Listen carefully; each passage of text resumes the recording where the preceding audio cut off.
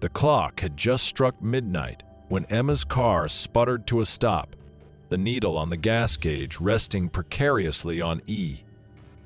With a sigh, she glanced at the dimly lit road ahead. It was a moonless night, and the silence outside was almost oppressive.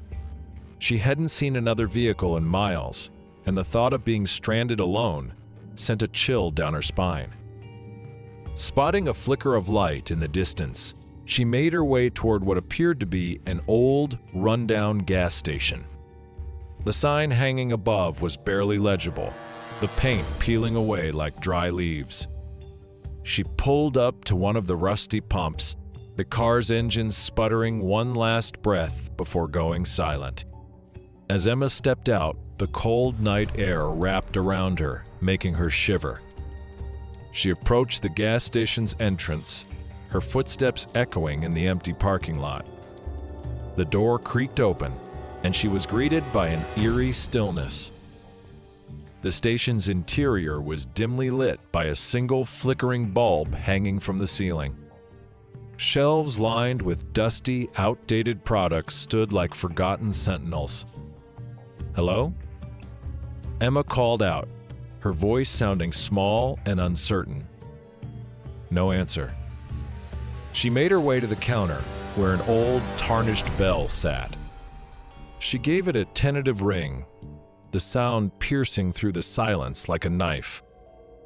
Moments later, an elderly man appeared from the back room. His eyes were shadowed, and his expression unreadable. "Need some gas?" he asked, his voice gravelly and worn. "Yes, please," Emma replied, trying to sound more confident than she felt. The man nodded and shuffled over to the pump. Emma followed, her unease growing with each step. As the man began to fill her tank, she glanced around the station. Something about this place felt off, like a forgotten relic from another time. "Not many folks come this way anymore," the old man said, breaking the silence. "Too many stories." "Stories?" Emma asked, her curiosity piqued despite her apprehension. The man's eyes glinted in the dim light. "They say this place is cursed. Folks who stop here, they don't always leave." A nervous laugh escaped Emma's lips. "You're just trying to scare me." The man's expression remained serious. "Maybe. Or maybe it's a warning." Emma glanced at the dark road ahead, a sense of foreboding settling over her. She couldn't shake the feeling that something was watching her, lurking just beyond the edge of the light. The tank finally clicked full, and the old man removed the nozzle. "That'll be $20. Emma handed over the money, her hands trembling slightly. As she got back into her car, the old man leaned in close, his breath warm against her ear. "Drive fast and don't look back." Her heart pounding, Emma started the car and pulled away from the gas station. She glanced in the rearview mirror, expecting to see the old man watching her. Instead, the gas station was gone, swallowed by the darkness. Emma drove through the night, the road stretching out endlessly before her. The minutes turned into hours, and still, she saw no sign of civilization. Her mind raced with the old man's words, and she couldn't shake the feeling that she was being followed. The headlights of her car illuminated a figure standing in the middle of the road. Emma swerved to avoid hitting it, her car skidding to a stop. She glanced back, but there was no one there. Her heart pounding, she continued driving, the sense of dread growing stronger with each passing mile. The road seemed to twist and turn in impossible ways, leading her deeper into the darkness. Suddenly, the car's engine began to sputter again. Emma's eyes widened in panic as the needle on the gas gauge plummeted back to E. She pulled over to the side of the road, her hands trembling as she fumbled for her phone. No signal. Desperation clawed at her as she stepped out of the car, the cold night air biting at her skin. She looked around, but there was nothing but darkness in every direction. The silence was deafening, and she could almost feel the weight of unseen eyes watching her. A faint light appeared in the distance, and Emma's heart leapt with hope. She made her way toward it, her footsteps echoing in the stillness. As she got closer, she realized it was another gas station, identical to the one she had just left. Her blood ran cold as she stepped inside. The same flickering bulb, the same dusty shelves. The old man behind the counter looked up, his eyes glinting with a knowing look. "Back so soon?" he asked, a hint of a smile playing at the corners of his lips. Emma's mind raced, trying to make sense of what was happening. How is this possible? The old man shrugged. This place has a way of drawing people in. Once you're here, it's hard to leave. Panic surged through her. I need to get out of here. The old man's smile widened. There's only one way out, but it's not what you think. Emma backed away, her heart pounding in her chest. She turned and ran back to her car, her footsteps echoing in the empty station. She started the engine and sped away, the darkness closing in around her. The road twisted and turned, leading her deeper into the night. Her mind raced with fear and confusion, the old man's words echoing in her head. She glanced in the rearview mirror, but there was nothing behind her, just the endless darkness. As the night wore on, exhaustion began to take its toll.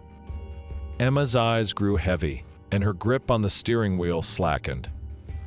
She blinked, trying to stay awake, but the darkness seemed to close in around her.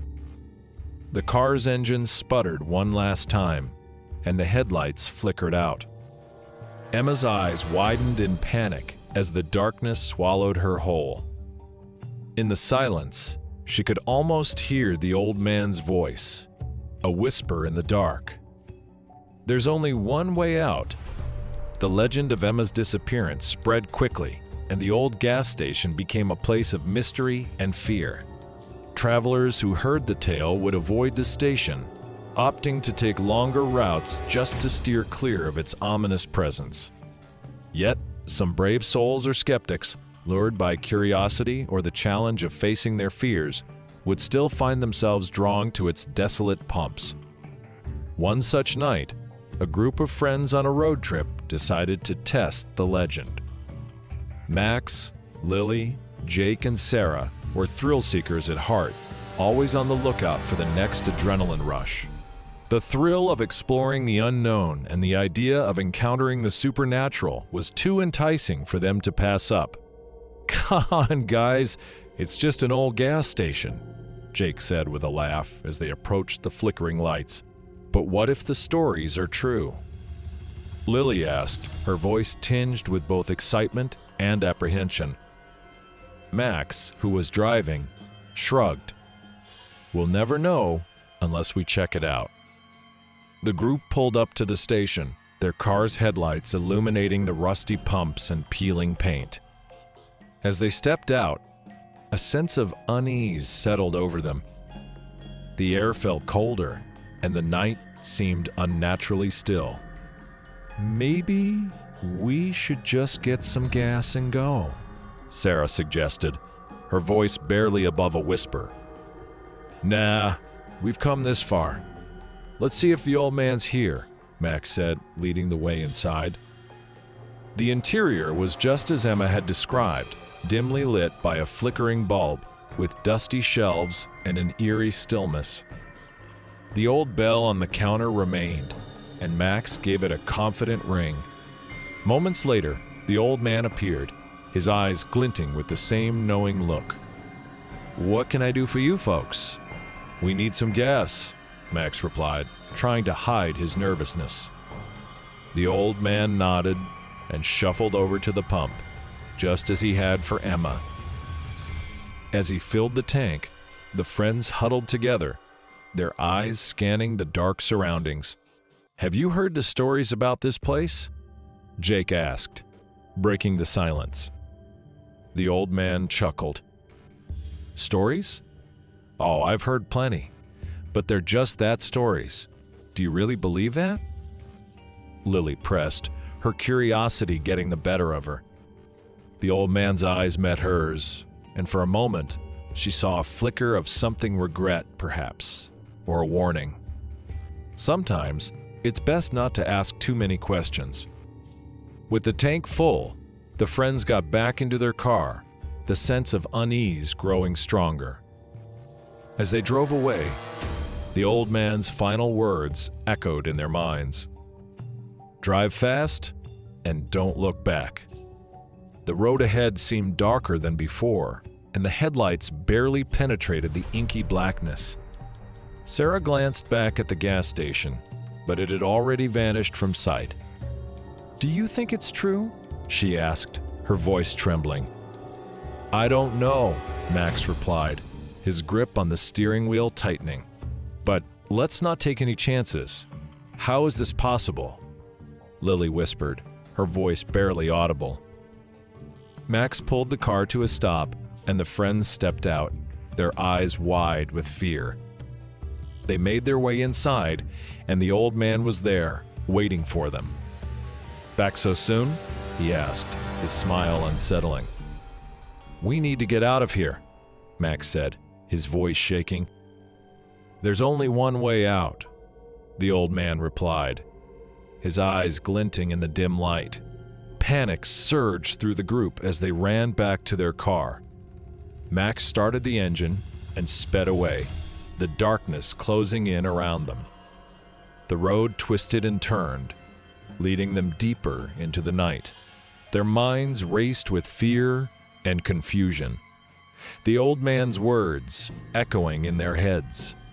They glanced in the rearview mirror, but there was nothing behind them, just the endless darkness. Exhaustion began to take its toll, and their eyes grew heavy. The car's engine sputtered one last time, and the headlights flickered out. The darkness swallowed them whole. In the silence, they could almost hear the old man's voice, a whisper in the dark. "There's only one way out." And then, there was nothing but darkness.